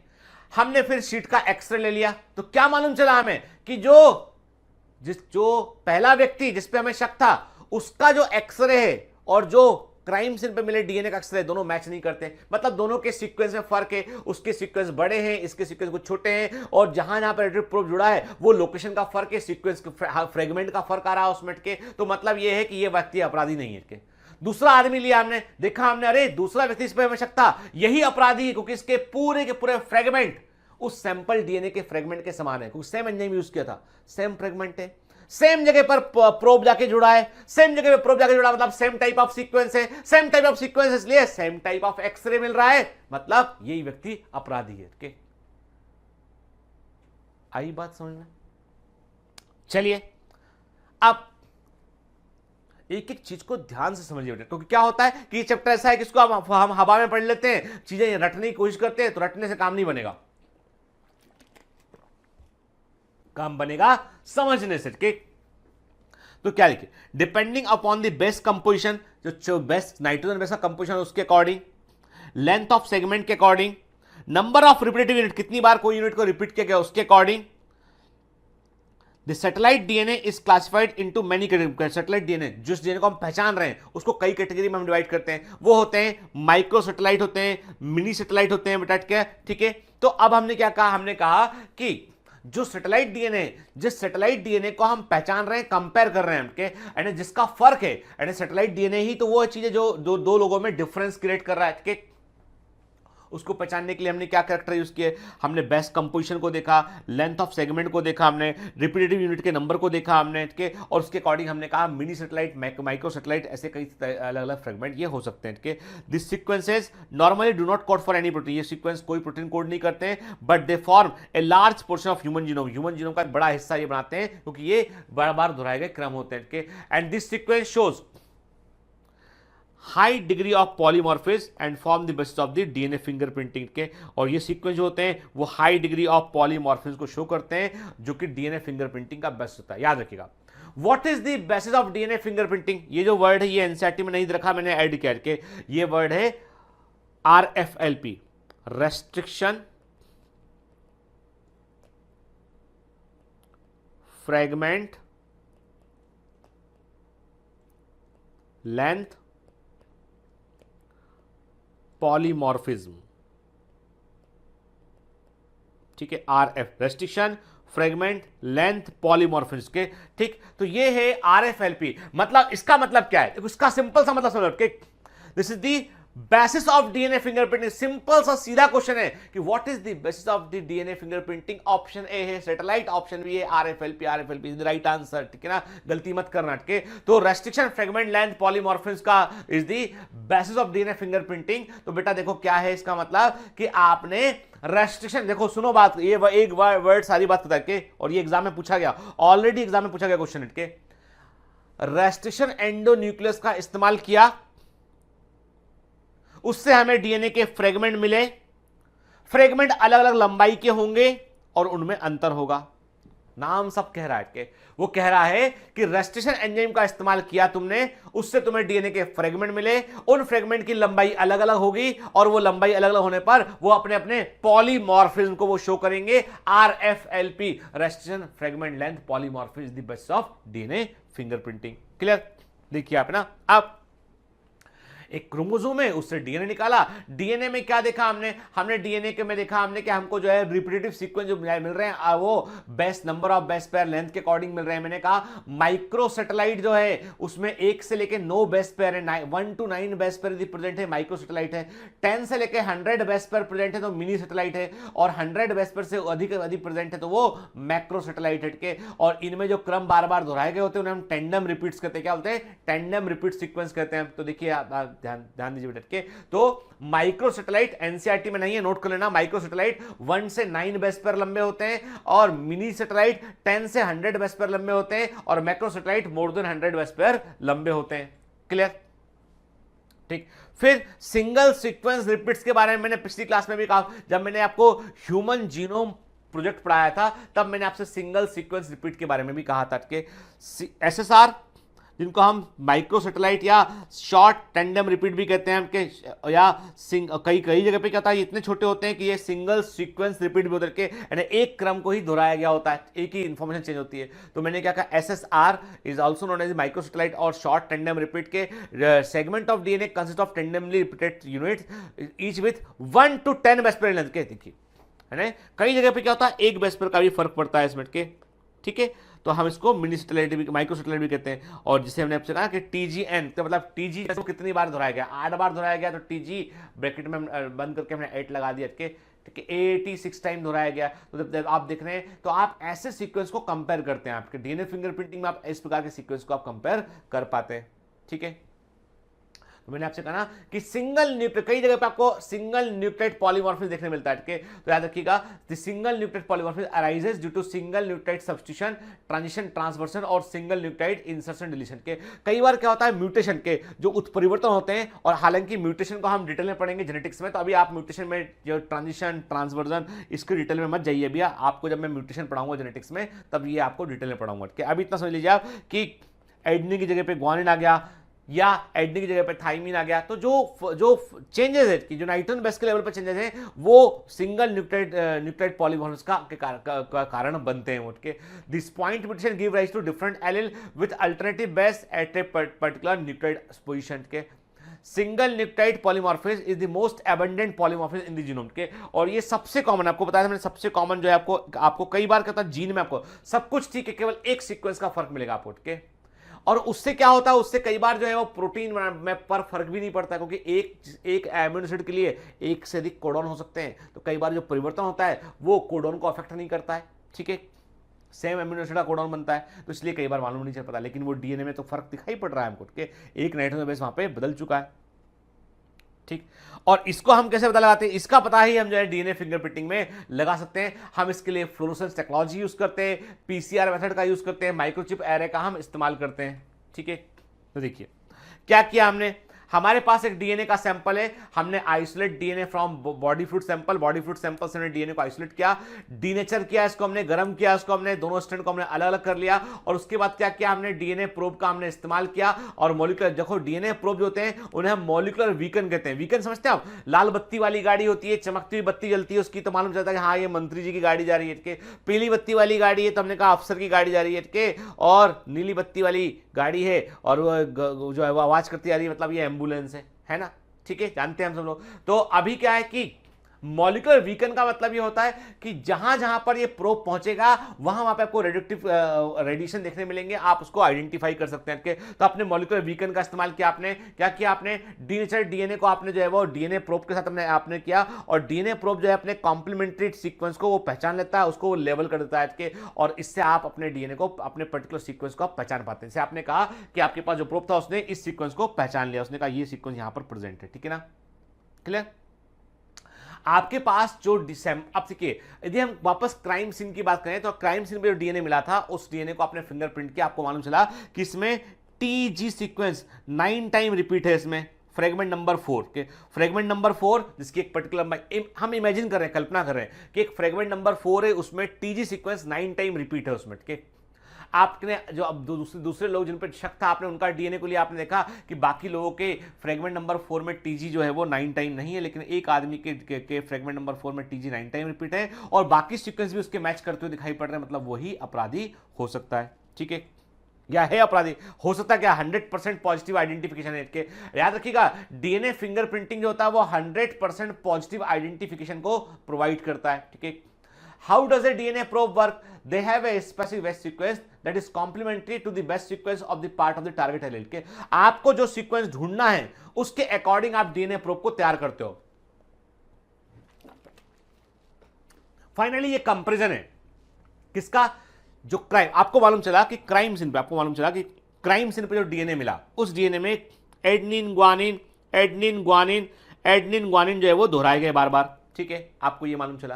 अब आपके पास, तो आपने क्या किया, आपने ऐसा डीएनए प्रोब तैयार किया आपने जिसमें कि thymine cytosine thymine cytosine thymine cytosine था, ये वाला आपने प्रोब तैयार किया विथ मॉलिक्यूलर वीकन के।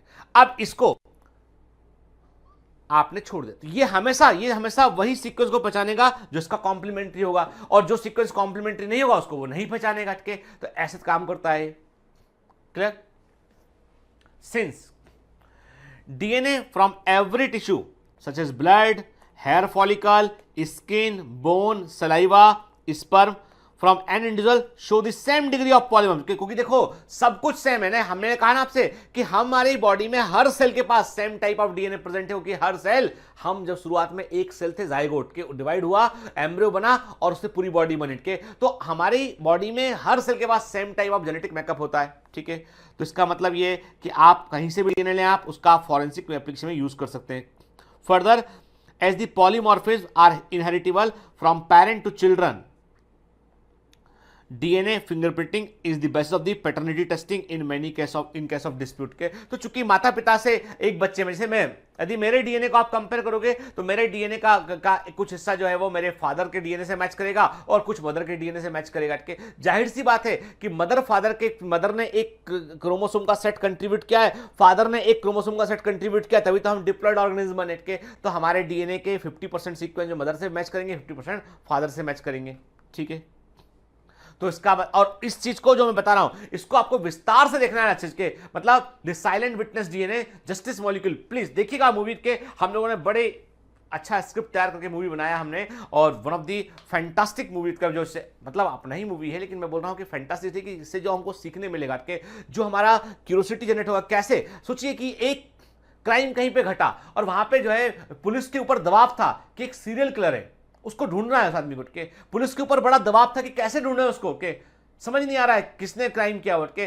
तब जो है वो पुलिस ने पहली बार जो है एक साइंटिस्ट को अप्रोच किया, और वो साइंटिस्ट ने अचानक से जो है वो उनके जो प्रयोग थे उनका उन्होंने इस्तेमाल किया यहाँ पे, और डीएनए फिंगरप्रिंटिंग का पहली बार जो है वो इस्तेमाल हुआ और एक अपराधी को पकड़ा गया। उसके बाद पूरी दुनिया में यह मेथड का इस्तेमाल किया क्राइम को पकड़ने के लिए, ठीक है ना।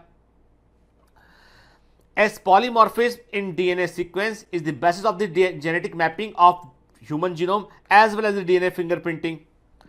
देखिए अब सिंपल सी बात है कि अब ये जो सब कुछ हो रहा है वो क्या हो रहा है, एक्चुअली सारा चीज इसमें इस बारे में है कि मेरा डीएनए आपके डीएनए से मैच नहीं करता है, किसी दो लोगों का डीएनए एक साथ समान नहीं होता है, except monozygotic twins, except monozygotic twins, ठीक है ना। तो मैंने क्या कहा आपसे कि polymorphism in DNA sequence is the basis of genetic mapping of human genome as well as DNA fingerprinting. It is essential that we understand that what polymorphism mean in simple terms. के तो हमको ये जानना होगा कि what is the meaning of polymorphism. के तो NCERT कहता है कि भाई देखो सिंपल सी बात है कि जो भी अंतर आया है सीक्वेंस में के, तो कहीं ना कहीं से वो अंतर उत्परिवर्तन म्यूटेशन के कारण आया हुआ है के। तो पॉलीमॉर्फिज्म का मतलब है variation at genetic level arises due to mutation, उत्परिवर्तन, जेनेटिक चेंजेस जो कि अचानक से उनसे आया है, ठीक है। New mutations may arise in an individual either in somatic cell or in the germ cell. के germ cell मतलब जो सेल रिप्रोडक्शन में गैमेट बनाने में रोल प्ले करती हैं, ठीक है। इफ देखो और याद रखिए वो म्यूटेशन केवल अगली पीढ़ी में जाते हैं जो जर्म सेल के अंदर होते हैं, जो गैमीट्स के अंदर होते हैं, यानी जो जीन्स का परिवर्तन गैमीट्स के अंदर होगा वही अगली पीढ़ी में जाएगा, अदरवाइज व्यक्ति के सोमेटिक सेल में कोई परिवर्तन हुआ उसके साथ ही वो खत्म हो जाएगा, ठीक है। If germ cell mutation does not seriously impair individuals ability to have offspring who can transmit the mutation, it can spread to the other member of the population through sexual reproduction. के याद रखिए यदि gamete के अंदर germ cell के अंदर mutation हुआ है और वो म्यूटेशन से जर्म सेल की इफेक्टिविटी खत्म नहीं हुई है तो वो अगली पीढ़ी में पहुंच जाएगा। यदि जर्म सेल की इफेक्टिविटी खत्म हो गई तो अगली पीढ़ी बन ही नहीं पाएगी, जब बन नहीं पाएगी तो कैरेक्टर अगली पीढ़ी में नहीं पहुंच पाएगा। तो कई सारे जो म्यूटेशन है वो ऐसे इकट्ठे हुए हैं कि परिवर्तन हुआ, गैमीट्स के अंदर परिवर्तन हुआ और वो परिवर्तन अगली पीढ़ी में पहुंच गया, ठीक है। और धीमे धीमे ये चेंजेस एक्यूमुलेट होते हैं और एक पर्टिकुलर कैरेक्टर को बनाते हैं वो, ठीक। Allelic sequence variation has traditionally been described as DNA polymorphism. के अब what is the meaning of allele के, तो क्या होता है, हर व्यक्ति के पास एक जीन होता है, ठीक है। मान लो मैंने आपसे कहा कि there is a gene के, मैंने कहा कि एक जीन होता है, मान लो मैंने इमेजिन किया, मैंने कहा कि एक जीन है आई कलर ब्लैक, मेरा आई कलर ब्लैक है, उसका जीन मेरे पास है, ठीक है ना। आई के कलर और क्या क्या हो सकते हैं, हमने कहा कि आई का कलर हो सकता है ब्लू, ग्रीन, ब्राउन, ठीक है। इसका मतलब देयर आर पॉसिबिलिटी कि इस जीन के अलावा और भी वैकल्पिक जीन होते हैं और अल्टरनेटिव जीन होते हैं, कि मतलब एक जीन के अलावा और भी अल्टरनेटिव जीन होते हैं। टॉल है तो डॉर्फ होगा, ठीक है। ब्लैक आई है तो ब्लू आई हो सकता है, ब्राउन आई हो सकता है, ग्रीन आई हो सकता है। तो मतलब हर जीन के अपने अल्टरनेटिव ऑप्शन अवेलेबल होते हैं के। तो एक जीन के जो अल्टरनेटिव ऑप्शन होते हैं, एक जीन के जो अल्टरनेटिव ऑप्शन होते हैं, जो विकल्प होते हैं, उनको क्या बोलते हैं, उनको एलील बोलते हैं, ठीक है। तो मतलब एलील का क्या हुआ, एलील का मतलब ये हुआ सिंपल सा कि एक जीन और उसके ऑप्शन क्या क्या अवेलेबल है, जैसे मैंने आपसे कहा कि टॉलनेस का ड्वार्फनेस हो गया, ठीक है। राउंड सीड का रिंकल्ड सीड हो गया, ग्रीन पोड का येलो पोड हो गया, ठीक है। ह्यूमन विंग्स की बात करें तो मैंने आपसे कहा कि जुड़े हुए सेपरेटेड ईयरलोब या जुड़े हुए ईयरलोब, अलग अलग दो कैरेक्टर हो गए। तो एक जीन मतलब ईयर शेप की बात कर रहे हैं, तो ईयर शेप का एक जीन है, उसके दो फॉर्मेट है, जुड़ा हुआ कान है या अलग वाला कान है ना। तो वो दो अल्टरनेट फॉर्म जो एक जीन के होते हैं उसे हम एलील बोलते हैं। तो क्या बोला हमने कहा, एलील के सीक्वेंस का वेरिएशन जो है वो डीएनए पॉलीमॉर्फिज्म से तय होता है, ठीक है, उसे डीएनए पॉलीमॉर्फिज्म कहते हैं। If more than one variant allele in a locus occur the human population the frequency greater than with A frequency greater than 0.01, ठीक है। देखिए सिंपल सी बात ये है, क्या यहाँ पे क्या कहा गया, यहाँ पे कहा गया है कि लोकस क्या होता है? नंबर एक, लोकस का होता है क्रोमोसोम पर वह जगह, क्रोमोसोम पर वो जगह जहां पर जीन पाया जाता है उसे हम लोकस कहते हैं के। और एक लोकस पर यदि कोई एक एलील है, वो कोई एक जीन का एलील प्रेजेंट है, तो उसकी फ्रीक्वेंसी जब 0.01 से अधिक होती है तो वो पॉपुलेशन में आपको साफ साफ दिखलाई पड़ती है, आप उसको आइडेंटिफाई कर पाते हैं। इससे कम फ्रीक्वेंसी होगी तो वो फिर वो आपको आइडेंटिफाई करने में दिक्कत होगा उसमें, ठीक है।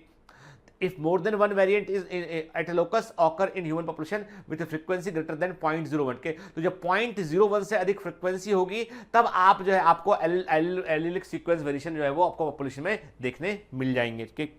इन simple terms, if an inheritable mutation is observed in a population at higher frequency, उसको हम डीएनए पॉलीमॉर्फिज्म कहते हैं। कोई भी वेरिएशन जो पॉपुलेशन के अंदर है आप उसको जो है आइडेंटिफाई कर पा रहे हैं तो वो डीएनए पॉलीमॉर्फिज्म को दर्शाता है।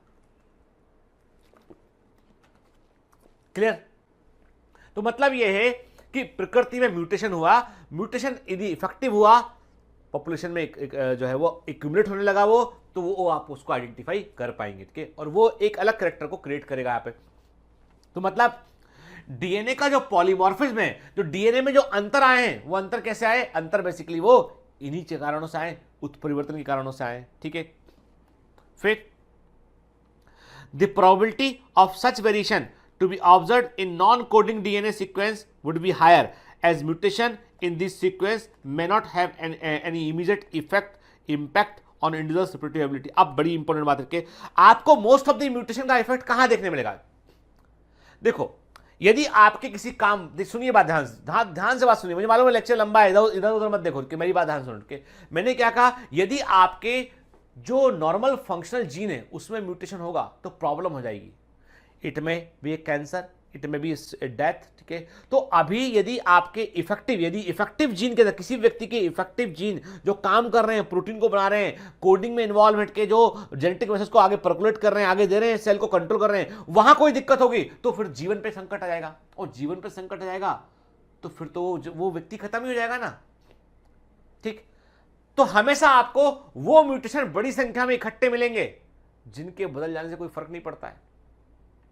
जो आपका जंक डीएनए, 99% डीएनए जो जंक डीएनए है, जिसपे कोई भी कोडिंग सीक्वेंस नहीं है, केवल 1% डीएनए ऐसा है जो कि प्रोटीन बनाने में इन्वॉल्व है। 99% डीएनए जो है वो जंक डीएनए, उसमें परिवर्तन यदि होता है तो कोई फर्क नहीं पड़ेगा, ना तो रिप्रोडक्शन पे कोई फर्क पड़ेगा, ना लाइफ पर कोई फर्क पड़ेगा, तो कोई फर्क ही नहीं पड़ेगा, ठीक है। तो वो वेरिएशन इकट्ठे हो चुके हैं और हम इसलिए उन्हीं को कंपेयर कर लेते हैं, क्योंकि बाकी तो क्या होगा, यदि म्यूटेशन हुआ तो वो अगली पीढ़ी में जा ही नहीं पाएगा व्यक्ति में, ठीक है। क्या लिखा है पे? तो मैंने क्या, अब ध्यान से पढ़ो कि जो बोल रहा हूं उसको, उसके बारे में एनसीईआरटी क्या लिखता है बैठ के। The probability of such variation to be observed in non coding DNA sequence would be higher. ऐसे डीएनए पॉलीमॉर्फिज्म डीएनए के वेरिएशन को के मिलने की संभावना नॉन कोडिंग डीएनए सीक्वेंस में अधिक होती है, क्योंकि as mutations in this sequence may not have any immediate impact, क्योंकि ऐसे म्यूटेशन से एक तत्काल प्रभाव नहीं पड़ता है और किसी व्यक्ति की रिप्रोडक्टिव एबिलिटी अफेक्टेड नहीं होती है, ठीक है। These mutations keep on accumulating generation after generation and form one of the basis of the variability of polymorphism, ठीक है। और यही म्यूटेशन इकट्ठे होते चले जाएंगे नॉन कोडिंग सीक्वेंस में और ये पॉलीमॉर्फिज्म बन जाएगा। There is a variety of different type of polymorphism ranging from single nucleotide से लेके बड़े, मैंने कहा ना सिंगल न्यूक्लियोटाइड सीक्वेंस होते हैं, फिर मैंने कहा micro satellite, mini satellite, macro satellite के, तो वो हो सकते हैं, ठीक है। और यही जो पॉलीमॉर्फिज्म होता है ये इवोल्यूशन में और स्पेसिएशन में जो है वो भूमिका निभाता है। कई बार क्या होता है कि ऐसा भी होता है, कई बार कुछ जीन जो फंक्शनल जीन है उनके अंदर कुछ ऐसा परिवर्तन आया कि कोई नया कैरेक्टर बन गया, कोई नॉन कोडिंग सीक्वेंस के अंदर ऐसे परिवर्तन हुए कि उसने अपने आप को कोड करना शुरू कर दिया, कि देयर में भी पॉसिबिलिटी, और संभवतः यही इवोल्यूशन का और स्पेसिएशन का कारण भी बनता है कि नई प्रजातियों का लगातार विकास होता है, जीव जो है अपने आप को इवॉल्व करते हैं, ठीक है। चलिए आपके लिए एक काम, एक जगह पर कोई क्राइम हुआ है, ठीक है, ध्यान सुनिएगा क्वेश्चन। एक जगह पर कोई क्राइम हुआ है, देयर इज अ क्राइम के, एक जगह पे कोई अपराध घटा है और उस अपराध स्थल पर हमें ब्लड मिला के, तो हमने उस ब्लड स्टेन से को लिया हमने और उसका हमने फिंगरप्रिंट तैयार किया के। अब हमको 4 लोगों पे शक है, सतीश पे शक है हमको, देवा पे शक है हमको, जॉन पे शक है हमको और रामालिंगम पे शक है हमको। आपको बताना है, आप एक पुलिस ऑफिसर हैं, आप जो है वो मेडिकल डिटेक्टिव है, आपको बताना है कि ये जो डीएनए फिंगरप्रिंट जो ब्लड स्टेन से हमने बनाया है, जो क्राइम से मिला था, और फिर हमने 4 लोगों का डीएनए फिंगरप्रिंट तैयार किया हमने, सतीश का, देवा का, जॉन का, रामलिंगम का। इनमें से कौन अपराधी है ये आप बताएंगे के, ठीक है? आपको पता लगाना है, कोर्ट में आपको प्रूफ करना है इस बात को कि इन चारों में से किसने ये क्राइम किया होगा, ठीक है? और ये हैं एलेक्स जेफरिट के डीएनए फिंगरप्रिंटिंग के आविष्कारक। इन्होंने डीएनए फिंगरप्रिंट का उन्होंने तैयार किया और इन्होंने जो है एक नॉर्मल फिंगरप्रिंट को उन्होंने जो है डीएनए के लेवल पे ला दिया। उन्होंने जो है वो डीएनए का इस्तेमाल किया एक फिंगरप्रिंट के तौर पे, से हम बोलते हैं डीएनए प्रोफाइलिंग कहते हैं, डीएनए फिंगरप्रिंटिंग कहते हैं कि the technique of DNA fingerprinting was initially developed by Alex Jeffrey. He used a satellite DNA probe as probe that shows very high degree of polymorphism के. It was called as the variable number of tandem repeat के. बड़ी संख्या में जो है वो similar sequence को repeat किया आता है तो उसको हम बोलते हैं variable number of tandem repeat. तो VNTR का मतलब क्या होता है? Variable number of tandem repeat, जो कि सैटेलाइट डीएनए होता है के। और इस टेक्निक में the technique as used earlier involved southern blot hybridization using the radio level VNTR as probe के। इस टेक्निक में हम सदर्न ब्लॉट हाइब्रिडेशन करते हैं और इसमें हम VNTR को प्रोब के रूप में यूज करते हैं। अब आप पूछोगे सर ये सदर्न ब्लॉट हाइब्रिडेशन मतलब क्या है? अरे मैंने कहा था ना आपसे कि जेल के ऊपर से आपने नाइट्रोसेलुलोज के पेपर पे आपने क्या किया, उसको डीएनए को ट्रांसफर कर लिया, दैट इज सदर्न ब्लॉटिंग। उसके बाद आपने मॉलिक्यूलर प्रोब का यूज किया और जो सीक्वेंस उनको पहचान लिया नाइट्रोसेलुलोज की शीट के ऊपर, that is the southern blotting, ठीक है ना? देखिए अब एनिमेशन देखिए ध्यान से, ये इलेक्ट्रोफोरेसिस दिख रहे हैं आप। हमने डीएनए को वेल में डाल दिया, करंट को चालू किया हमने, तो देखिए डीएनए करंट के अकॉर्डिंग प्लस की ओर मूव कर रहा है के, और डीएनए के फ्रेगमेंट जो है लगातार, जो छोटा फ्रेगमेंट होगा वो तेज मूव करेगा, बड़ा फ्रेगमेंट स्लो मूव करेगा के। आप देख रहे हैं 2 घंटे के बाद आपको दिखाई पड़ रहा है कि ऐसे सीक्वेंस बन के फ्रेगमेंट अपने आप को अरेंज कर ली इस प्रकार से, ठीक है ना? क्लियर? एक बार एनिमेशन फिर से देखिए। This animation shows the electrophoresis के, शो कर रहा है जेल इलेक्ट्रोफोरेसिस को, कैसे आपने डीएनए के फ्रेगमेंट को अलग अलग किया। आपने डीएनए को काटा, आपने काट के आपने डाला उसको और आपने करंट लगाया उसके ऊपर, तो आपने क्या देखा, आपने इलेक्ट्रोफोरेसिस का इस्तेमाल किया मेथड का, तो आपको डीएनए कैसे फ्रेगमेंट अरेंज हुए दिख गए आपको, ठीक है ना? क्लियर? ठीक, तो देखिए अब हम देखते हैं फिर से पूरी मेथड को एक बार फिर से देखते हैं आपके। अब जो आपको स्क्रीन पर दिखाई दे रहा है उस पर हम थोड़ा सा ध्यान फोकस करते हैं अपना, ठीक है बेटा? पूरी मेथड समझना अच्छे से हमको, ये वाली मेथड। डीएनए को एक्सट्रैक्ट किया आपने, ठीक है, रेस्टिशन एंजाइम का आपने से का इस्तेमाल किया, आपने उनको फ्रेगमेंट में कन्वर्ट किया, ठीक है। फिर आपने क्या किया, फ्रेगमेंट को आपने क्या किया, उसको आपने जो है वो इलेक्ट्रोफोरेसिस किया आपने, और फिर इन फ्रेगमेंट को आपने डीनेचर्ड किया आपने ताकि डबल स्ट्रैंड से सिंगल स्ट्रैंड बन जाए फ्रेगमेंट वो। और उसके बाद आपने क्या किया कि आपने नाइट्रोसेलुलोज का मेम्ब्रेन लिया और उस मेम्ब्रेन पर आपने उसको ट्रांसफर किया और आपने रेडियोएक्टिव प्रोब का इस्तेमाल किया और नाइट्रोसेलुलोज की मेम्ब्रेन पर प्रोब को आपने अप्लाई किया। तो अब क्या होगा, अब प्रोब जो है अपने कॉम्प्लीमेंट्री सीक्वेंस को पहचान लेगा, ठीक है, जुड़ जाएगा। और आपने एक्सेस प्रोब को हटाने के लिए आपने शीट को वॉश कर लिया, ठीक है। और उसके बाद क्या हुआ, जो आपकी शीट थी उसका आपने एक्सरे ले लिया, तो एक्सरे लेने पर आपको जो है वो डीएनए फिंगरप्रिंट देखने मिल रहे हैं आपको, ठीक है। और ये जो फिंगरप्रिंट जो आपको देखने मिल रहे हैं, इन्हीं का इस्तेमाल हम क्या करते हैं, इन्हीं का इस्तेमाल हम करते हैं कोर्ट में एज एन एविडेंस करते हैं। कोर्ट में इसका इस्तेमाल हम जो है प्रमाण के रूप में करते हैं। क्लियर, ठीक है, ठीक।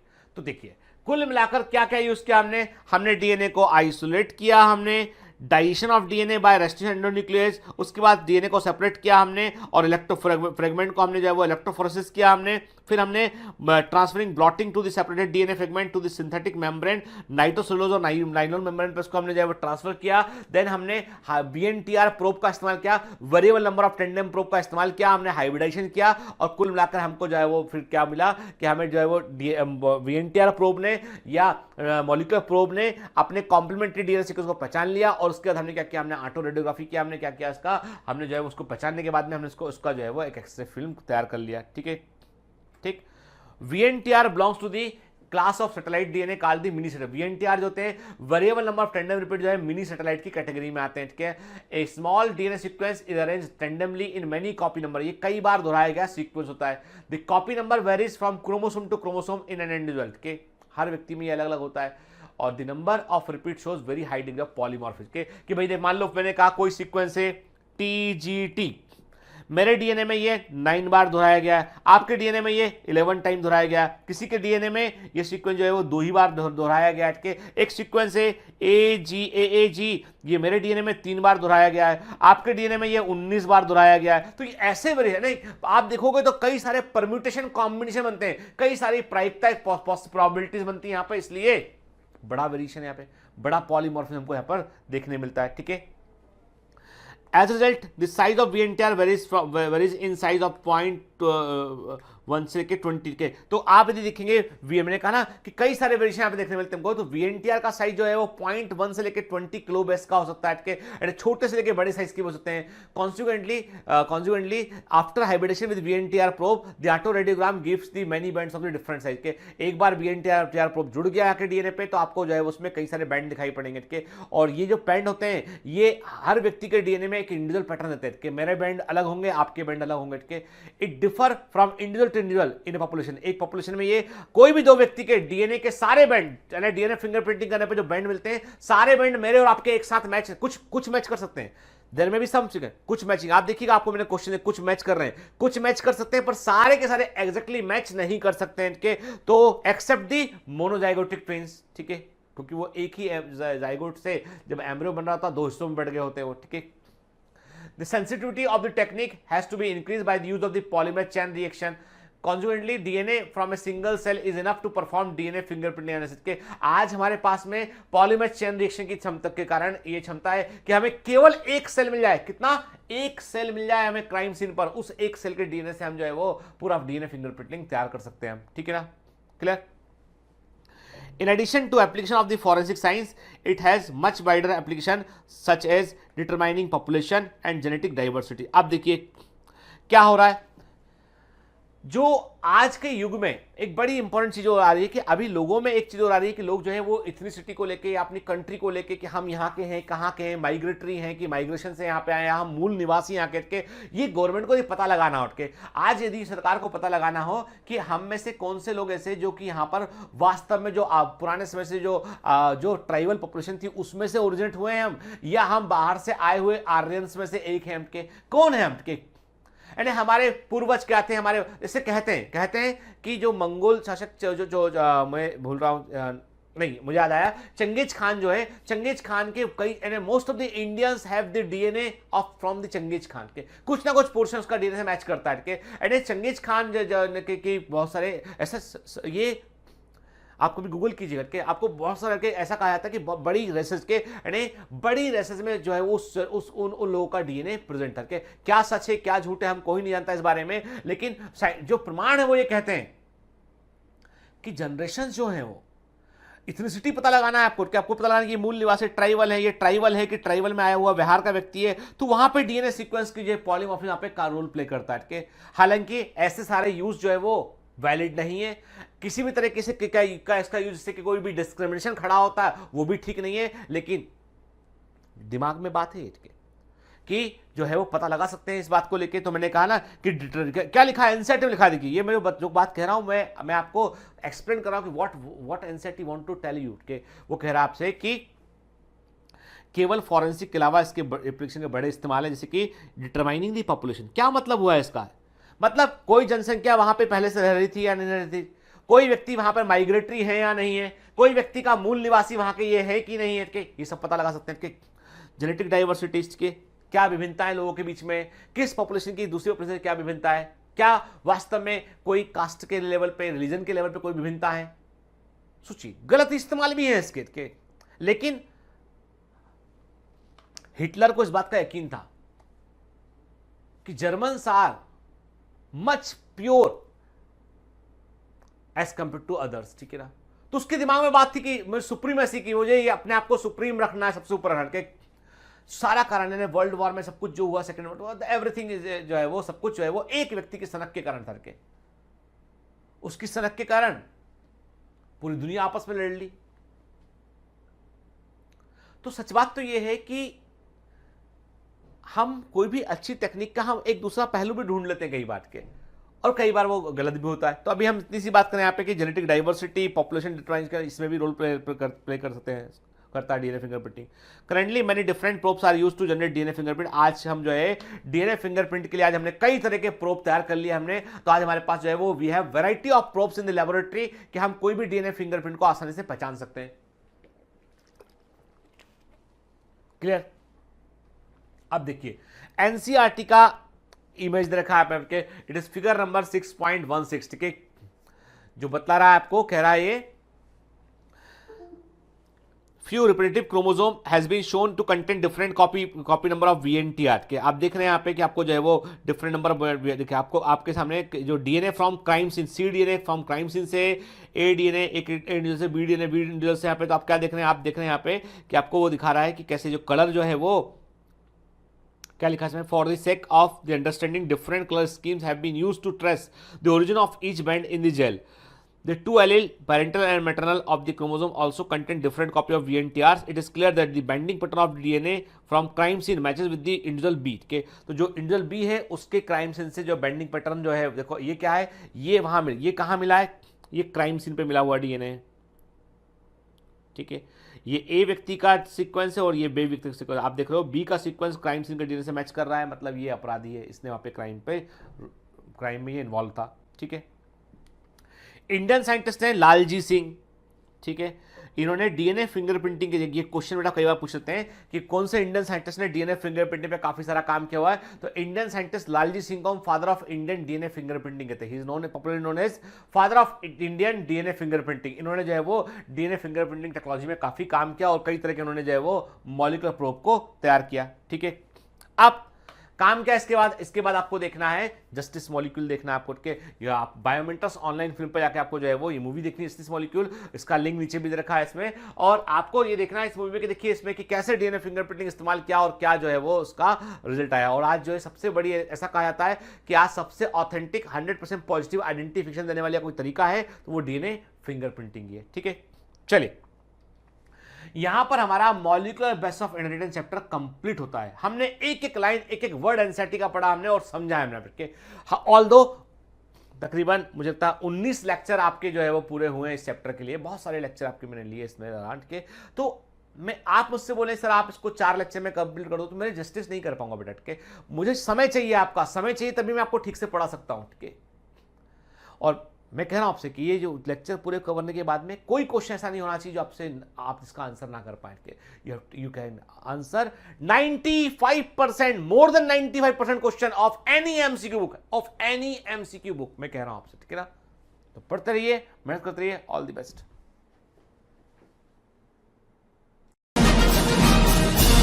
Hi.